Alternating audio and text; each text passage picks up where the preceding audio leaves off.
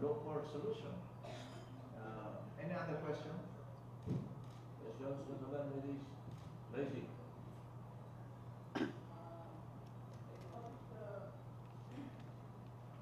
What's your fallback if the Philippine government refuses to endorse you?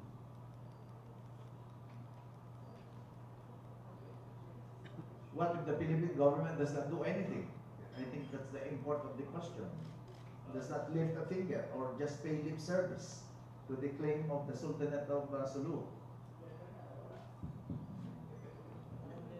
We have other options. If this government, where we are citizens of now, denies us of our constitutional right as citizens to be protected, to be held in case the Sabah issue to be pursued, then we have options. The citizens of Sulu, Tawi-Tawi, which is now part of, well, was part of Sulu then, Basilan, the Zamboanga Peninsula, Palawan, and of course, Sabah was the 5-star in that 5-star government. We have the option to decide if we want to be still part of this country, a country that doesn't support us, that doesn't help us. So what kind of a country, a nation is this? What kind of a government is this? If it cannot protect its own citizens, if it cannot pursue the rights of its citizens for the historic, legal rights it has to regain its property, that's Sabah claim issue. So we have the last option. Are you ready to spell that out, Governor? I will spell it out in due time. But for now, that is our option. After all, the MLF already started that. They wanted to be independent, but this government wants to talk. Then the MLF wants to be independent, they want to talk. Now, in deference to the Sultanate of Sulu, this is the only historic, legal institution in the country outside the Philippine government. As a matter of fact, it antedates the Philippine government, which was only done in 1946, according to the Americans, according to Aguinaldo in 1898 or so. This antedated all past presidents and all past governments of this country. And therefore, we were not included in the Treaty of Paris, and that's our option. We were not included. We continued to fight the Spaniards, the Americans, even this government who did us injustice. So our last option is not with this government, not with this political administration of Aquino, but with the citizens of those provinces that once were part of the Sulu Sultanate. Did it cross your mind, Governor, that that this Philippine government under the present administration also doesn't want to telegraph its punches? Because if it wants to telegraph its punches, then the whole world will know of what it intends to do. Couldn't you give it the benefit of the doubt that it's also biding its time and looking for the proper time to reveal its moves? That's right, Just as you are bidding time also, I mean, yes, time you will you see. declare your options. Yes, but the time is of the essence here. We already had a letting in Sabah. We don't want that repeated as we incorporated in that statement. And so, we will cross the bridge when we come to it. Thank you. All right. Any other question? May I add to that? Let us remember what the former governor is trying to drive at is that the non-interference of our government is only a presidential policy. It will not bound the incoming president of the Republic of the Philippines in 2016. Now, we also would like to emphasize that the ally of the Sultanate is historical truths. Now, we only would like, with due apology and humility, to bring into the attention of our brothers that what we have neglected is to understand about decisions of Sulu and its underlying islands in 1900. Because if our policymakers will study that implication, legal and historic implication, remember that when the U.S. East Guardian drifted at the Tubataha Reef, up to present, the United States government did not pay the environmental damages it incurred in that island. Now, so equating that to decisions of Sulu in 1900, the United States government acquired Cagayan de Sulu then and Sibuto Island by means of purchase rights, meaning that prior to the signing of decisions of Sulu under that agreement in 1900, the United States government paid $100,000 to the government of Spain in order to renounce its de facto governance over that island. And so, by proprietary rights, the United States government, under this contemporary reality, can reclaim over the islands. And to us, that may be the reason why the United States government is not paying our government any environmental damage that U.S. East Guardian incurred in that island of Tubata. Are you saying that U.S. does not recognize the jurisdiction of the Philippines over Tubata? No, sir. I am just implying about the historic significance Yeah, but over the statement of the former governor in regards to when we raised that situation after exhausting all peaceful means that our government still abandoned us, then maybe we have to invoke historical events that are the allies of the Sultanate of Sulu. Because since the assumption of this administration into office, since 2010, it seems that the Sultanate of Sulu is being left behind and abandoned over its interest in furtherance of repossessing the territory of North Korea. Thank you very much. and maybe we can entertain 3 more questions from our colleagues. So you're not ruling out another,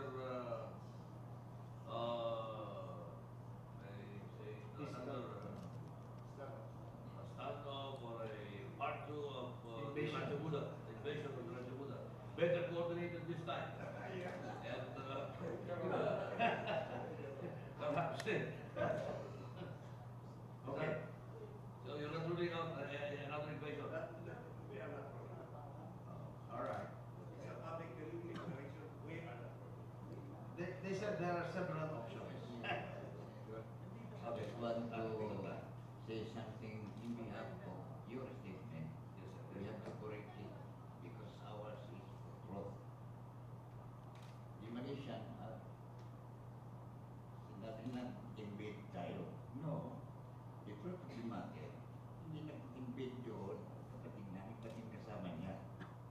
Kasi before they're going, I hurriedly came to the Philippines because I was in Sapon at the time. I will depart Sampurna to Bungao on January 15. So, pagdating namin, kinausap ko. Sabi ko sa kanya, sino bang nagsabi, nag-order sa inyo pupunta doon? Sabi niya wala. Kung halimbawa sabi ko may happening, hindi natin because we cannot trust some of the mga Malaysian doon. Kapag mayroon pa, sabi ko, sinong backup niyo? Wala. So, he explained to me, ang pagpunta nila roon, because mahirap na dito sa Pilipinas, doon na siya mag-settle sa kanilang property. And that is also the right of Rajamuda because our ownership over Sabah to have state is undeniable. Maski yung kausap namin doon sa Kuala Lumpur, in 003, that was December, I was invited by the Prime Minister of Malaysia to talk about the claim. So when I went there, I didn't even know that Mahathir already resigned from his position. So I was able to talk under instruction of Dr. Mahathir with the deputy, which is the Prime Minister at that time when I went there, Badawi. And we had a very good talk regarding the issue. Ganyan. So we have even concluded to what we call win-win solution. Pero, hanggang ngayon, parang akong magkaroon kasi it really, and I think you are witness, you have heard it, what has even published, that during this standoff, Malaysia do not accept any negotiator regarding that problem, only Sultan Kiram. That's why the president called my attention to rule the dictator. So we were able to have a plan in order to stop the fight. But the purpose there, I repeat, is not to withdraw. Purpose there is to live in their own place, property. As a matter of fact, when my friend General Durtipki, I'm already in Kulo asking who can accompany him to see my brother, because I said without somebody or accompany to him, I may be misunderstood by your brother. So pinasama ko roon yung anak ko. Pinasama ko roon yung anak ko, yung kapatid ko, pati yung cousin namin sa Kinabalu, si Naupal. So they talks. And then the second talks, maganda na ang usapan, pero mayroon nagsabotage. Doon mag-start ang gera. Hindi tourist sila, hindi terrorist, hindi invaders. Sa my own analysis, it is not our brothers and his companion who invaded there, it is there. The military of was ordered, was the one invading, because Saka is not here. Ganyan.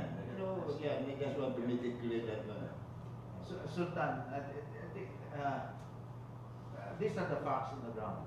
Okay. Number one, Sabah is occupied by Malaysia. It is administered by Malaysia. And even under international law, it's even if it's a de facto government of Malaysia there, occupied, Malaysia will insist on being the occupants of the place to have their laws enforced in the area. So we are looking from the outside. And this is the harsh reality on the ground. We can all make all kind of claims, positions that actually Sabah is ours. And we're not going there from our point of view as foreigners. We're going to our land.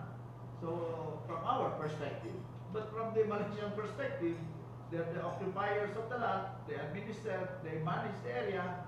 To them, it's theirs. So what will happen? I mean, we can always insist. We can always have our perspective known to the whole world. But in reality, on the ground, it will be the occupants, their armed forces, who will dictate what kind of treatment they will extend to foreigners. Quote and unquote. To their perspective, we are foreigners. From our perspective, we are owners of the land. So there has to be a resolution. That's why you're saying that the Philippine government must show more positive initiatives or actions in pursuing the claim of their citizens, the Sultanate of Sulu. I think that's the whole point of your statement here. but you're leaving options open to you without spelling them out. But in due time, you will spell them out. In fact, Mr. Senator said, that is the process by which the Sultanate of Sulu has been exhausting since then. But the lack of the political will of our government or any administration for that matter hindered the achievement of the resolution of the peaceful resolution of the issue. Now, that's why we would like to inform the body that in 1989, the Sultanate of Sulu were forced to revoke the authority given to the Philippine government in 1962 because of the adamant of our government to pursue the case. Now, so the Sultanate is left without a father to pursue this case. That's why we said that under moral and historic obligations, the Philippine government should help. Because had not been that the Sultanate of Sulu, the kingdom, were incorporated, I think, until now, the two kingdoms, North Borneo and the Sulu Archipelago, are still united.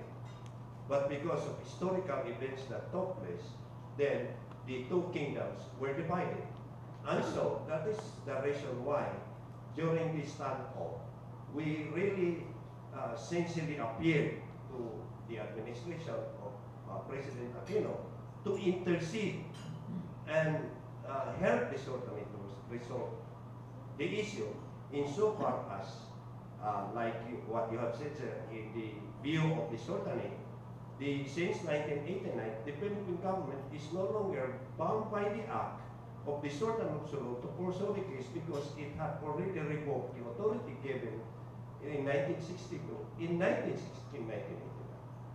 Now, but interceding and external factors are affecting also the policy of our government to pursue despite that is the mandate of our constitution, if I may say so, as a non-legal mind, that as being the citizen of the Philippines, the Sultan of Sulu, an ordinary citizen now of the Philippines, has to channel its complaint against any foreign country through its own government.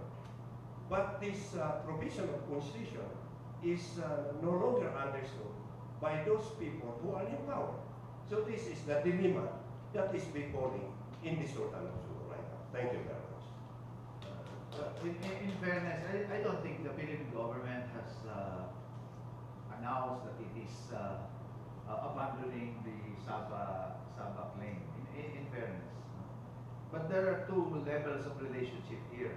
One is the legal, when the Sultanate of Sulu appointed the Philippine government as its legal agent or representative to pursue the claim. The other level of relationship is the Sultanate, its members, as citizens of this country, which the Philippine government is duty bound to protect or assist. So what has been terminated was that legal authority, parang ahente to pursue to pursue the claim. Pero the relationship as citizens cannot be terminated because we are all citizens of this country, and Philippine government is duty bound regardless of any legal paper or document to protect its citizens and to help its citizens. So, you have a question?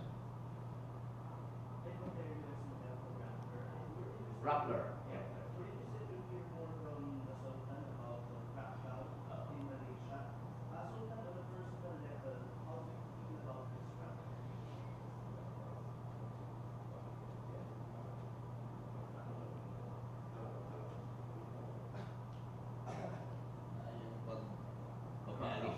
Pagpaalis ng mga tawad natin diyan doon, Legal workers. So-called